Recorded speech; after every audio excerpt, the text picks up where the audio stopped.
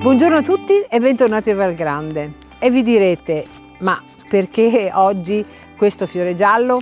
Ma dai, che la risposta la trovate da soli. Ormai sappiamo, insomma, sentiamo il profumo nell'aria, è quasi in arrivo la primavera, siamo nel mese di marzo, ma domenica prossima sarà l'8 marzo la festa della donna e quindi prendiamo spunto dal colore giallo.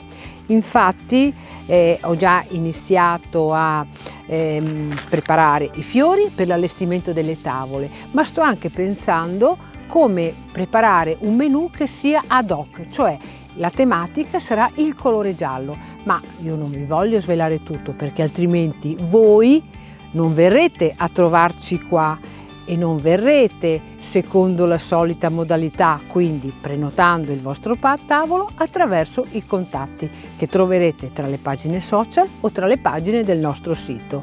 E giuro, non vi dico nulla riguardo al mio menù, vi dico solo che sarà un menù giallo. Per il momento io continuo a studiare e vi aspetto. Ciao!